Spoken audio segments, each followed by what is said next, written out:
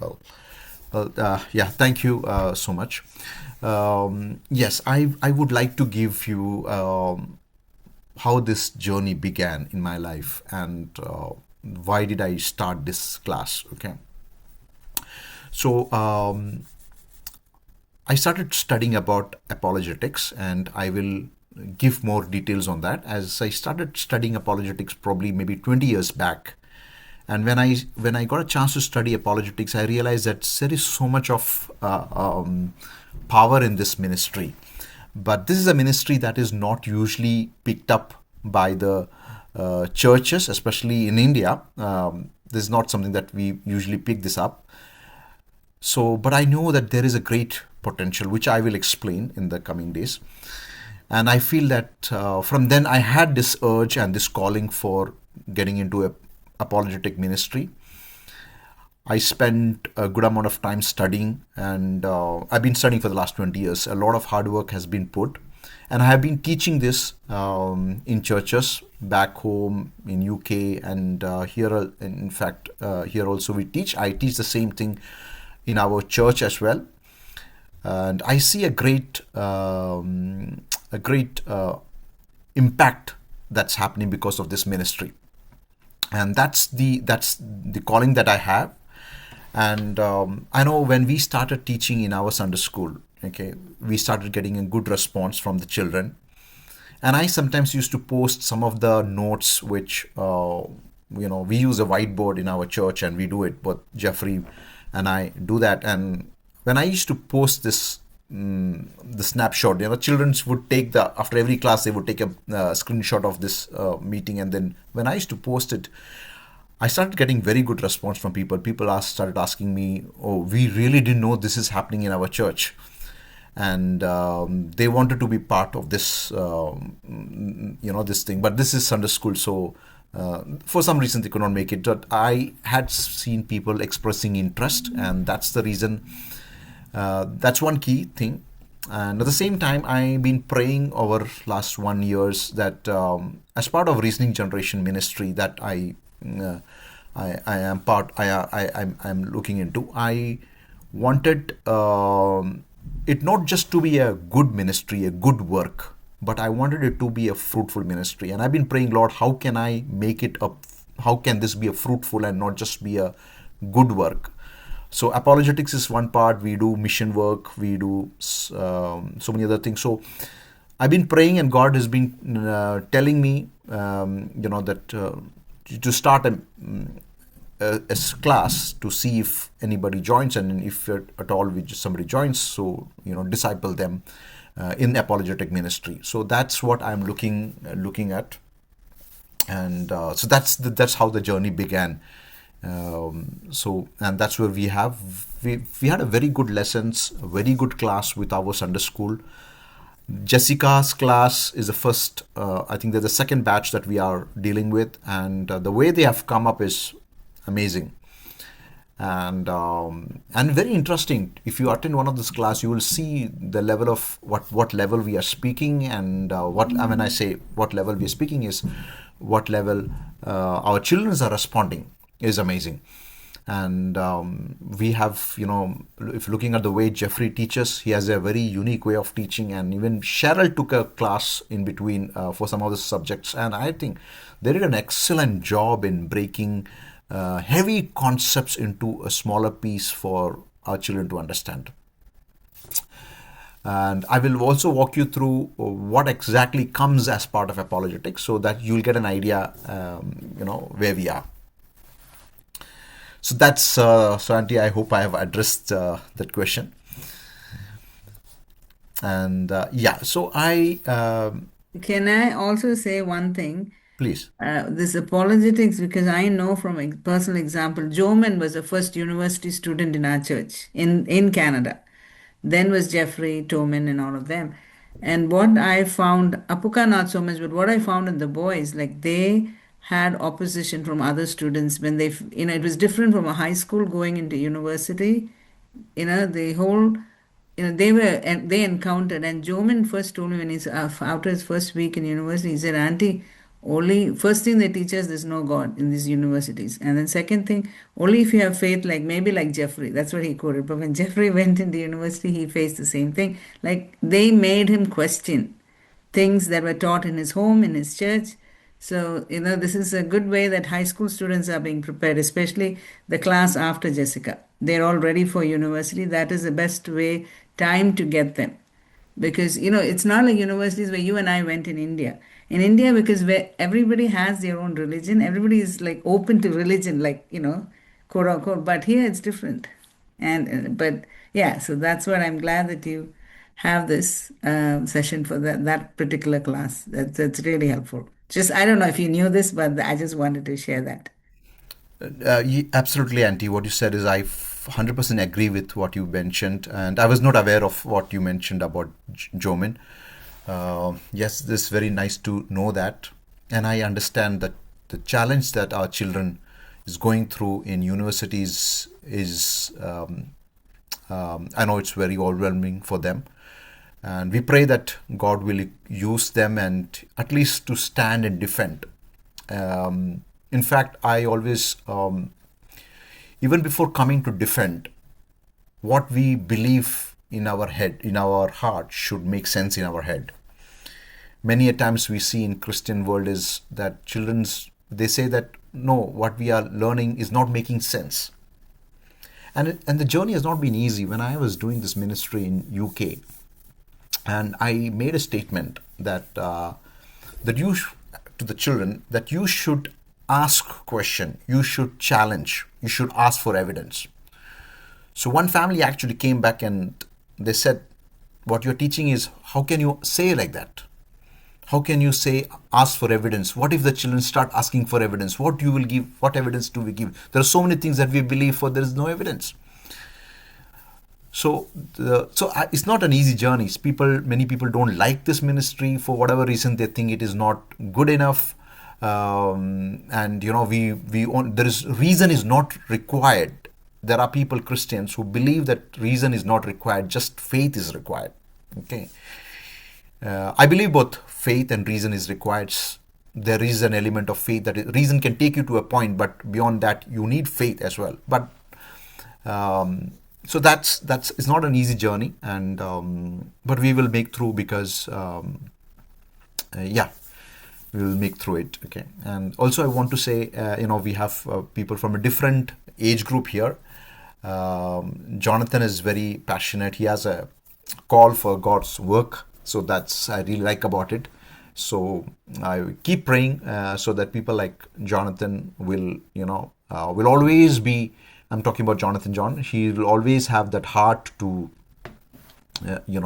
will be always focused on God's mission. God has a plan and a purpose for him, and God will use him. So very happy to see him on this meeting and his things. Okay, so I will share something, and I will also share notes with you, so you can read through it. Okay, and feel free always to ask questions. So let me start off. I hope you can see my screen, okay? I have to make it a little, okay.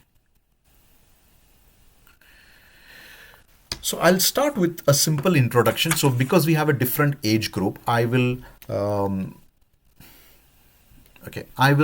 make it as simple as possible. But at any point, if you feel that this is becoming too slow and you need me to speed up, I can do that. It will take me a little time to understand how we are leading and go on with this thing. So as part of Christian apologetics, so sorry, just give me a second. Okay, yeah, all right, I have it. I'm also navigating through things, so please just okay. When we say apologetics, I know you all understand what apologetics is, but many times people don't understand what apologetics is. And Hannah, keep me on my timing, so we'll stop exactly or before 8 p.m. Okay. So what many people understand, many people think apologies when they're hearing this word apologetics for the first time, they think it is something to do with apology. Okay. But that's not how it is. Apologetics is basically, the origin of the word is from a Greek word called apologia, which means to defense, and it's a biblical term. Okay, so you will see many verses in the Bible that supports uh, apologetics. So First Peter 3 verse 15, it says, but in your hearts revere Christ as Lord. Always be prepared to give an answer to anyone who asks you to give the reason.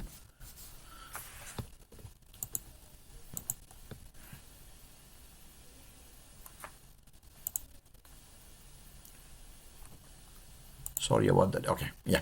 So always be prepared to give an answer to those who give a reason to the hope that you have. Okay, but do this in a gentleness and respect. And there are many other verses that supports apologetics. I will not go into all those verses because I know you all are very, very familiar with these things. I want to talk about, before I heading, I want to talk about what we can learn in this series, in this what you will learn from apologetics. So I have divided this into 4 sections. Okay, so I've divided this into 4 sections, and these 4 sections, I know Sheila Mama and Eldo's brother has joined the class. I will, because it's the first day. I'll just keep a little bit of, there will be a little bit of repetition, so please just bear with me.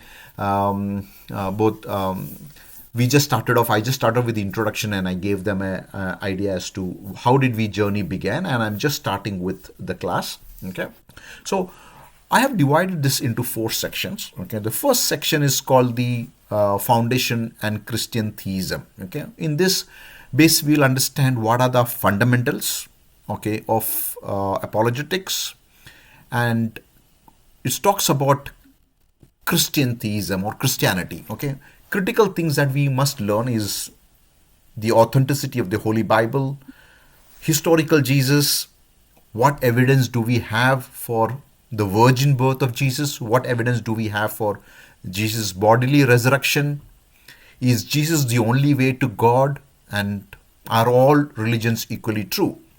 So you will find all of these questions raised by critics, saying that Bible is not true, especially the Muslims. There is a site called Jesus did not live, or Jesus is not Jesus did not exist. So a lot of section of the society believes that Jesus never existed, or he never lived on this earth. And virgin birth is to the world, this is just a mockery, that we believe in something that is which is not, it is impossible. And especially bodily resurrection, if you say that Jesus rose from dead, many people think it's, especially in India, they think, okay, this is just a blind faith. And many people believe that Jesus is not the only way to God, including Christians. And you'll be very surprised to hear when I go through all of these in details, that what are the views people hold, even Christians. Okay, and many Christians also believe that all religions are equally true, and Jesus is one of the way to heaven. So this is the fundamental, and this is what I want to cover in the next next few weeks. We also have a science series, and the first series is little boring, I know, because we are already familiar with all of these things, so it will be boring. But I cannot proceed to section 2, 3, and 4 without covering the section 1. Section 2 is basically about all science related. How did life come into existence? How did universe come into existence? Okay, what is science teaching, and what is Bible saying, and how, if does science Bible stand the test of faith or test of science? And evolution versus intelligent designer. Then we have the arguments for the existence of God. There are questions that comes very often: who made God? And so these are the science series, very interesting series. And we will also look into what are the leading scientists talking about, especially grand design by Stephen Hawkins, and what are the flaws, and what is the general belief that the academic and the scientific world is talking about. And the third section is called the worldview. There are multiple views people hold, like atheism, pantheism, panentheism, theism, world, and all such things. This is again a very interesting. We nearly spent many months, maybe 6 months or more, with our Sunday school students. We went religion by religion, and we did a worldview comparisons, and we just concluded with that worldview. Okay, we did the science series as well as this thing. And the next one is the Christian ethics. Again, it's a very interesting topic. We just started with Christian ethics with our Sunday school class, and Cheryl took a very good session on the ethical options. So this is very interesting because some of the issues that we deal with, biomedical issues, we dealt with war, we dealt with civil disobedience. These are issues that is currently the world is seeing. Okay, then you have marriage and divorce. What is Christian's perspective? The environment is also a very important aspect. How does a Christian or a believer look at the environment? And also abortion, homosexuality, but these are strict note for us, but we will see how should we deal with people who have gone through these kind of things. So that's Christian ethics. So but it will take time for us to reach up to that point. I will focus first with the Christian theism and the fundamentals. So this will and slowly as we make progress, we will cover all of these issues. Okay, and I'm sure Jeffrey will also be taking some of the classes, so they can also help me and in doing this thing. Okay, the next thing. Okay. So before I start, today's class is more of an introductory class, okay? There are a couple of things that we must keep in mind while studying apologetics. I know it's a lot of text, but I'll walk you through that. See, and I'm laying the foundation here, so that when we go into the studies, we have to keep this in mind. One is like, when it comes to things of the past, when I say past, it means way back, before creation, at the time of creation, or pre-Adamic world, or Adamic world, or anything in the past, and things that are way into future, like what will happen after the millennial kingdom, or anything that's going to happen in the future. Bible just gives a clue. Okay, Bible just gives a clue. So which means you will find people interpreting things indifferently. Okay, and that's absolutely okay. And you should keep in mind that people will interpret because you and I were not there in the past or in the future. In fact, some of the things are not even recorded. So you must be open to understand different views that people hold and respect them. But you can hold your view, which makes most sense to you. Okay, and many human have different levels of understanding. People interpret in certain ways. But always keep in mind, when God is saying something, He doesn't mean two things. There are multiple schools of thought, but for God, there is only one school of thought. When He is saying something, He doesn't mean this also is accepted, that is also acceptable. There's only one school of thought persists for God. So it's very important to understand the right school of thought that we must, and we must not rely on our assumptions and our feelings, but rather we need someone to teach us biblically what is the right school of thought. And this not just to apologetics, but it applies to all of when studying theology. Or in the third thing that you always keep in mind is, see, the Bible is not written to you, but it is written for you. What it means is, you will find words of God, words of the devil, you will find words of prophets, words of men, all of this thing in the Bible. So everything is not applicable to you. It is for you to know, but it is not written to you. Okay, this is the third point. The other one is, the Bible, the language of Bible, okay, is some things are written in literal sense, while some are figurative, while some are symbolic. We must be able to understand that what is written literally, what is written figuratively, what is written symbolic. When there is this confusion, when we don't interpret it correctly, we come up with different theologies and different sets of belief system because we think everything is to be taken literally, but that's not how it is. Okay. Similarly, certain truths are, you'll find some things are written very explicitly in the Bible, okay, while some are inferred because of supporting verses.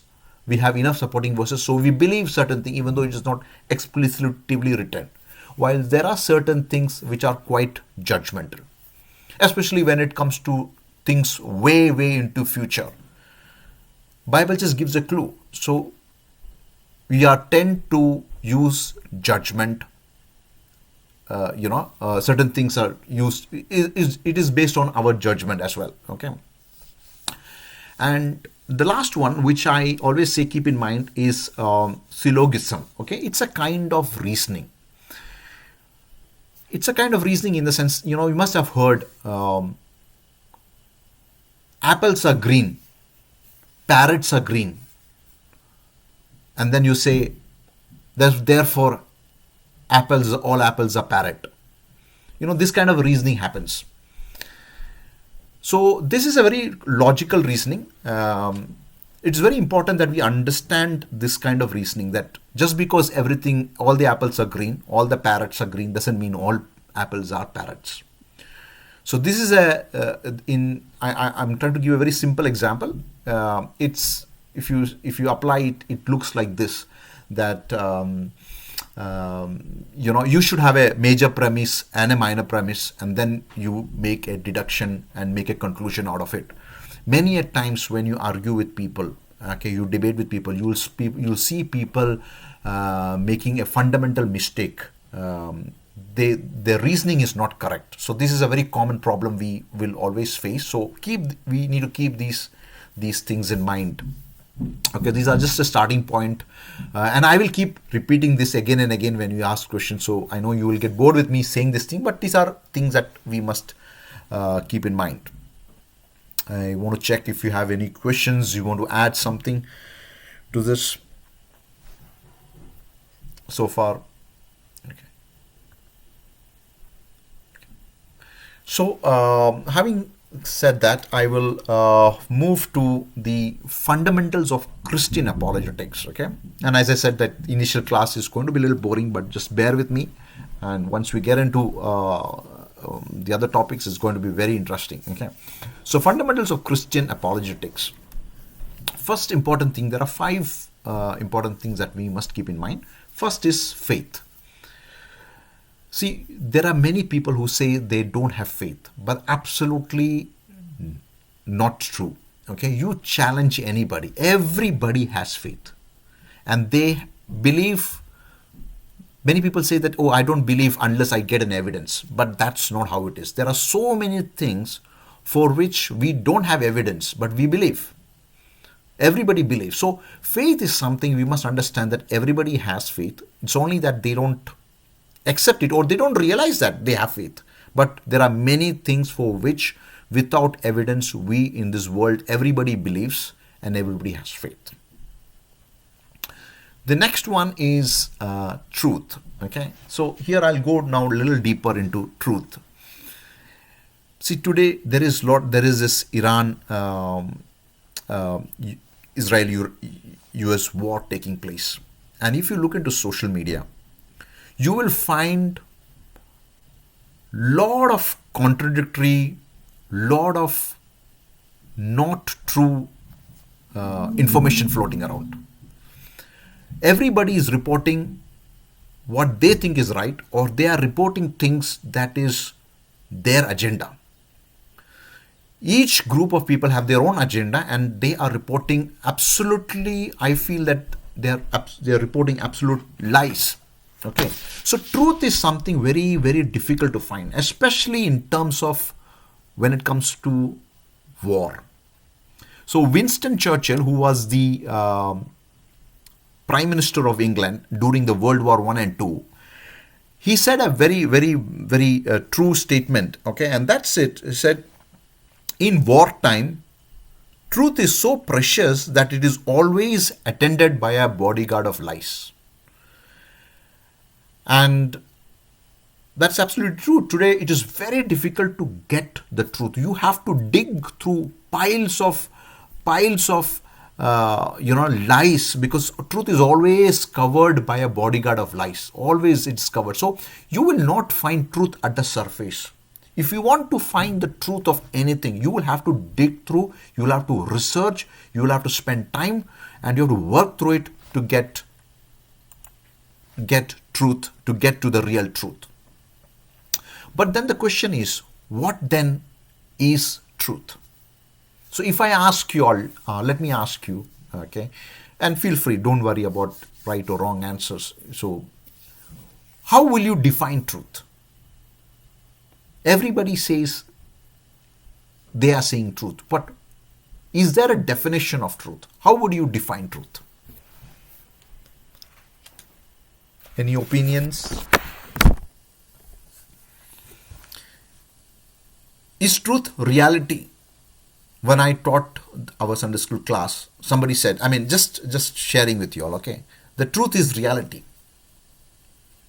Is truth reality? See, the sun, I told them, the sun rises in the east, sets in the west. That's a reality. But is that the truth? Truth is, sun doesn't rise or even sets. It is stationary. It's the earth that revolves. So it's a perception that we think. So truth is not reality alone. Not all reality is truth. So I'll give you a simple definition of truth. And it's once we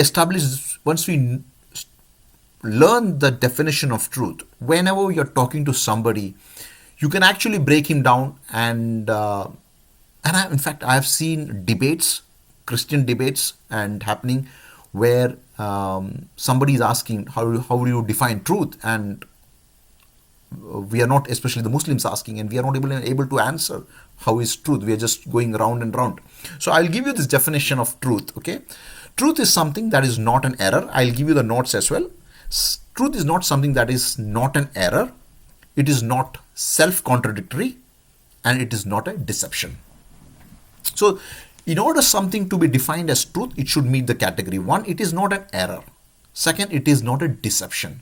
Sometimes you understand what I'm saying. When you say deception, marketing people, as Jeffrey mentioned last Sunday, there is a lot of deception. Okay, the truth is hidden. It may look true, but it is deceptive. Okay, and then something that is not self-contradictory. Okay, I will, as I walk through it, you will understand what this means. Okay, so once you know that a statement of truth has to meet these three criteria, then the thing is, how do you establish this truth? Now you know what is truth, but how would you establish truth? Okay, one, to establish truth, there are three criteria again. The first one is that it should be logical, rational, and non-contradictory. Okay, what does that mean? Now I say that, if you call me and say, okay, how's things in Kitchener, and I say it's raining now in Kitchener. Then afterwards you talk to my wife and ask her, within the same time you talk to Anne, and she says, no, it's not raining in Kitchener. So you see, there is a contradictory. I am saying it is raining. She is saying it's not raining. Or I say, okay, I have a car which is red in color. I have a red car. And then the next moment I say I have a black car. So it is contradictory. It is contradictory. So a statement which is contradictory is not true unless you qualify it. Like I say, okay, it was raining in the morning, and she says, no, it is raining in the evening. Or we both are at different places in Kitchener happening. Or it's possibly I have two cars, a red and a black car. So if anything that is contradictory cannot be true at the same, anything that is contradictory at the same time cannot be true. Okay, two statements which contradicts cannot be true at the same time. So there is something called laws of logic. So if you Google, you will find laws of logic. I will not get into that, but something very interesting. And we sometimes find that when we are talking, we are contradicting our own self without we realizing, especially religious systems. Okay, we will. I will stop it there, and I'll not go deep into it. As time comes, we'll figure out how logical consistency is very important, and many people do not, including scientists who debate on evolution and atheism. We'll find they are all self-contradictory in a way. Okay, the whole point is simple. Our religion, our belief system is coming from a true God, so it doesn't contradict, whereas everything else is false. So ultimately somewhere it will contradict and fail, and we'll see that across. The other thing is that to establish truth, one, it should be non-contradictory and all of these things. Second is, you should look for multiple sources of validation. Don't just rely on a single source. Okay, you should have multiple points of reference, and the more the points of reference, the more multiple evidence, multiple what do you call, evidence, your argument becomes stronger. Okay, so many people have only one set of viewpoint, one set of one evidence, and they say it's true. So you need to have multiple. The third thing is, it's called existential relevance, which means two things. One, a certain thing may be true when it was given, but as time passed, it may not be true. Okay, so the time when it was given, and it may be true, but it's called the application of the time, the timeless in the applications. It may not be relevant to our times. It may be true, but there are certain things that are true in the past, but it may not be relevant to our present. So when somebody is claiming to be truth, one, it should not be error, it should not self-contradict, it should not be a deception, then it should stand logical consistency is needed, it should have multiple evidence, and finally it should be relevant.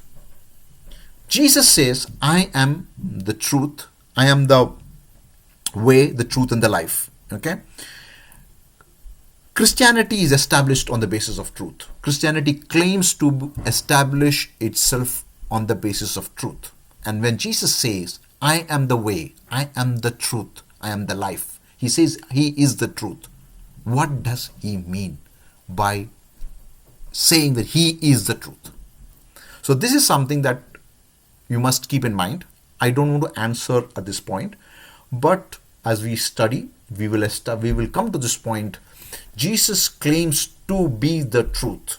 So there is something that he is emphasizing. All of these things you will see will get fulfilled in Christ when he claims, I am the truth. So Christianity, the takeaway is that Christianity is based on truth and not on any superstition. Okay. And I want to ask any questions on this, please. I'm assuming no. So when you say that something is true, okay, I want to tell you something, that I was once having a discussion with a relative of mine who has been in US for nearly 20-25 years. He's been here, and we were having a discussion, and I was telling, this is some years back, and at the time Canada was going through really tough times, okay, with the interest rates going up, and I was telling him about a lot of the problems that we face in Canada, and especially with the student community coming in, how they are struggling to find a job, how they are struggling to meet their ends. But I realized that the more I'm talking to him, I am not getting through him. He is denying everything out, and he was finding it very difficult to align with what I was saying. He was rejecting, and finally I started to lose my temper, because how much ever I'm explaining my problem, he's not getting through it. And I was very upset, because he came 20 years back, and in US things are very different in US and Canada, and US was going through, they are well settled in every area of the life, but that's not what we are facing. I get many examples I gave, but he was just simply rejecting it, and truthfully he was rejecting it. And I was very upset also at the same time, And then I thought to it, what exactly went wrong? And I realized that the problem is that he was looking at things only from his perspective. How was it when he came to US? How was it for him to find a job? How was it to get a house? How was it for him to be established in the land? And for him to accept my point of view was difficult. So what has happened, he has made himself the fixed point of reference. And this is exactly not just about him, we all do that. We establish ourselves as a fixed point of reference, and we look everything outside as us as a fixed point of reference. And this is exactly what the world today is teaching in the universities and schools. They say you are important, you are the fixed point of reference, and everything else is revolving around that. If you believe that you are a boy and tomorrow you believe you are a girl, in that case, that's how it is. So one person believes today I'm a boy, next day person I believe that I am a girl. Everybody has to accept it. So in my office, in signatures, they have something called as pronouns. So he, she, and I have seen people, they look like he, but they are she in the pronoun. So this is it. So today you might see that there's a big danger when you make yourself as a central point and everybody has to accept the way you are. So today I may feel I'm a boy, tomorrow I may feel a girl, day after tomorrow I may feel that I'm a dog. And this is exactly what has happened. If you Google and see, there's a man in Japan who thinks he's a dog, and they stitched a cloth, a dog dress. So he wears a dog dress and he walks on his four legs, a huge dog, and he barks like a dog. It's a man. So you will see. So what happens? What I'm trying to say is that you cannot make yourself as a fixed point of reference. In that case, what should be a fixed point of reference? I'll give you an example, and I think that will explain you very well. If you have traveled in train in India, and if you have traveled, I know, I'm not sure if the kids must have traveled, but the elders, everybody has traveled in India.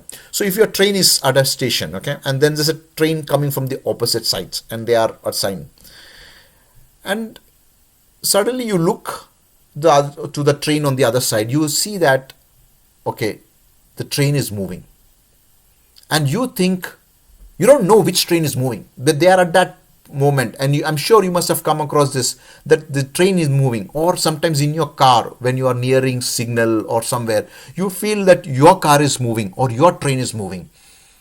So what do? You always look outside to something that is stationary. You look at a pole or you look at a station and you realize, oh no, it's not my train that is moving, it's the other train that is moving. So this is a very common experience you must have come across, right? So what happens is the world in which we are living is changing at a very large or a high speed. And if you look at anything that is moving, you will get into a wrong understanding. So what do you have to do? We have to look at something that is stationary. So in our world, what is stationary? What is a fixed point of reference? Jesus said, Bible says that Jesus is the same yesterday, today, and tomorrow. He is unchanging. So Jesus claims to be the fixed point of reference. In Christianity, Jesus claims to be the fixed point of reference. So if Jesus claims to be the fixed point of reference, okay, and when I say Jesus, it goes along with the Word of God, because the Word of God is the other name of Jesus. So both Bible as well as our Lord is a fixed point of reference. So in Christianity, the whole point is that we should have a fixed point of reference, which is not stationary. And for Christianity, the fixed point of reference is Jesus Christ. My second question for you all takeaway to think over it. How do you know that Jesus Christ or the Christian God is the supreme fixed point of reference? Jesus claims he gives the laws to us, moral laws, also all the laws is given to us, and says this is how it should be. And that's on the basis of which you differentiate between good, evil. All sorts of differentiation is based on the basis of a law, moral law. God is a moral lawgiver. If God is a moral lawgiver, what makes you say that Jesus Christ or the Christian God is the fixed point of reference or the supreme point of reference? I'll quickly walk through the other two and we'll close for the day. The other one is evidence based. Many people think that all the religions of this world, are based on superstition. As we study them, we will realize they're based on superstition, man's assumption. But that is not how Christianity is. Christianity is not based on superstition, it is based on evidence.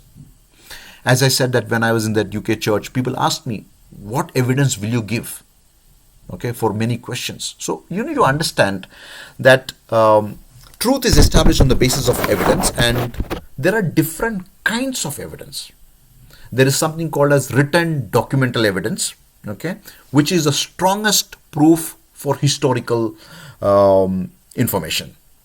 Then you also have witness evidence, people who witness, when a police is investigating a case, they always look for witness who will say, I have seen this, I've heard this, or I have, you need witness evidence. Witness is a second form of evidence. Then you also have something called a circumstantial evidence, which means when a crime takes place, okay, a murder takes place, the police come to search. What they look for circumstantial evidence. There is no one around it. So there is something called a circumstantial evidences, some kind of fingerprints or some kind of things that you leave around, that becomes a form of evidence. Like if you see the Rennie George murder case, how did the police catch Rennie George is because of the shoe that he was wearing, and the shoe was some specially Madras based shoe. So that is how they were able to trace him to be the murderer. So these are circumstantial evidence. Second, there's another set of evidence called cumulative evidence, evidences that adds up. Okay. Then when it comes to historical information, okay, if a strange thing has happened on this earth, then it should have a scientific evidence. For example, the virgin birth. If it's a strange thing, then there should be a scientific evidence to that. Okay. Second, if something has happened on this earth, then you should have geographical evidence. Place, time, all of this comes into matter. Where it took place, that events. Okay. Then if it is things of the past, maybe 1,000 years, 2,000 years back, then you should be able to provide with archaeological evidences. So whole point is that evidence comes in different forms, and as per the science, as per the world, if one evidence is there, it is considered true. And I'll tell you something, when it comes to biblical matters, Christian apologetics, not just one, you will find multiple evidences to prove what we believe and what we teach. And that's the amazing part. When we see all the evidence, we'll come to know that, wow, we have so much of evidences available to prove. Only thing is people don't go for all of these evidences. And as a logical consistency, I already mentioned to you. I will conclude this with there is something called as worldview. I know we are nearly at the time, so there's one more thing called worldviews. Today, people hold different worldview. Worldview means different perspective. Okay, how we interpret life. So the basic question everybody asks is, there are four things that comes: origin, meaning, morality, and destiny. Where did I come from? What is the meaning to my life? How should I live? That is a moral aspect. How should I live my life? And destiny, where am I going? This is a question that comes across everybody's life in some form or the other. Every religion attempts to answer these questions, these four questions. Where do man come from? What is the meaning to life? Why are we on this earth? And how should I live? What are the ethical, moral values that I must keep? And you will see every religion, every worldview is holding different views. And we will examine through all the lens of each and everything, and we'll see. Okay, so today I will go deep down into, when I study worldviews, I will go deeper into this, but I will, very high level, I will tell you What is pantheism? Pantheism is the Hindu religion system where you have a lot of gods, multiple gods. Okay, everything is God. The naturalism is nothing but atheism, where you believe that everything is matter and energy. Theism is what we believe, where there is a God. But there's a difference between theism and Christian theism. Christian theism is Islam also believes in God, but their concept of God is a single God kind of a concept. There are other people who have different sets of theism, but they believe in God, but that is different than Christian theism. Okay, so at a very high level, these are the major worldviews that people hold. So the question is, which worldview should you choose? And the answer is one that makes most sense. So from a Christian reasoning, Christian apologetic reasoning point of per se, we need to see there are many worldviews, but what is making most sense to you? And is your worldview true? Does it pass the test of truth? Does it have evidence? How many evidence it is have? Is it relevant to our time? Is it logically consistent? We have to, when we test all of these aspects, okay, you will land up understanding that Christian worldview is the only worldview that passes all the tests. All of these basic fundamental tests it will pass and will make the most sense to you. So with this, these are the key fundamental things I just wanted to share with you, and we will develop from there onwards. We will keep using this thing. So we must understand all of these aspects when studying Christian apologetics. So I just did a first class of understanding, all of these things. And I will open up for questions, and I'll wind up very quickly. If you have any questions, you want to add something that will really help relating to this thing, we will go deeper into this topic. At each of these things will come into use whenever we are studying a topic. We will touch on all of these points, and we will look from that. These are various lenses through which we will look at things. Okay. And I hope you all are able to understand. If there is anything that you don't understand, feel free to ask me. You can put a question on the group also. It's absolutely fine. We will try to work throughout. And was it too tough, too difficult for you all to understand? Jonathan Mon, did you find it difficult to understand? It was good. Okay. Yeah, so my point is I want to we'll try to keep it simple. I know this is not everything you will not understand. I'll give you my text also. You can read it. Probably that will also help you um, to get a better perspective. And you can always come back and ask me questions in the next class to start off. Okay. So next class I uh, will take one of the topics, like we'll start with the Bible and Jesus, and all of these probably is what I intend to cover in the next set of class, maybe one or two at a time. Again, I am talking at a very high level. I want to give you a curiosity. I want to give you a interest. Once you develop that interest and curiosity, I'm sure you will deep dive into this thing. And I'm showing science is very interesting. All of these are next step very interesting, but I cannot go there without touching all of these things. There are very interesting things like, did people exist? How old was Adam? How old is the earth? Were there people outside the Garden of Eden? Very interesting topic. And always keep an open mind to understand and study. Just we may believe something, but very important to understand what the world, the Christian world outside, or perceive, how they look at things.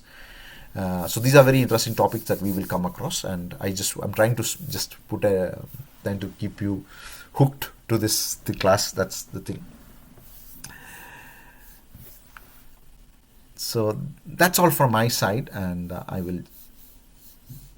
Anybody has anything or you want to Yeah, share? I can Shiv brother, when you ask the question, what is truth, right?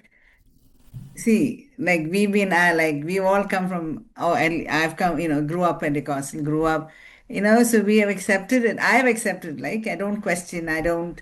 It has never occurred to me even to question. So I've learned, I've accepted this as a truth. So when you ask that question, like I was like, what is the answer now? What can I say? So that's what got me thinking, right? So no, this is good that we all are exposed at different levels, and it make us, otherwise we're not thinking like that. We're not looking at. We have faith and we have the word. We have, what we're used to, what we're raised. So this is like a different uh, point of view, which is good. It is good to, for different ages to be exposed to Sunny Chan. And then you have Jonathan. And so that's a good mix. I mean, no, I just want to say that was when you asked that question, I'm like stumped for a second. Like, what is the answer now? And you asked, what is, according to your view, what is truth, right? So what kind of answer is what, I wasn't sure what kind of answer to give. So that's what I'm interested to study and to be more. Yeah. Sure. Thank you, Andy. That's really helpful. And we will, as we will explore more, and depending on the questions, it can be we can deep dive into many things, and very interesting. I will find it. I'm sure find it interesting. Okay. So thank you all for joining in. I will continue the class next week, and looking forward to teach and learn this together. Yeah, thank you, and thank you so much, and keep us all in prayer. Okay. Thank you. Thank you.